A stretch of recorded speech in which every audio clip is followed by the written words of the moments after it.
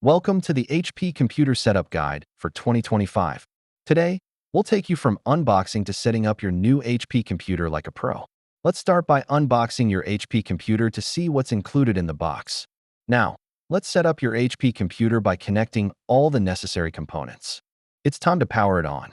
Let's see what happens when you switch on your new HP for the first time. Next, we will guide you through the operating system installation to get Windows set up on your new device. Let's install HP Support Assistant, your go-to tool for managing your device's health and performance. Now it's time to personalize your desktop and set up your user preferences to make this computer truly yours. Let's take a moment to ensure your security settings are in place by activating Windows Defender and setting up updates. To ensure your HP computer runs smoothly, let's explore some optimization tips and customize HP settings. Congratulations! You are now ready to enjoy your new HP computer. Keep these tips in mind for a smooth transition.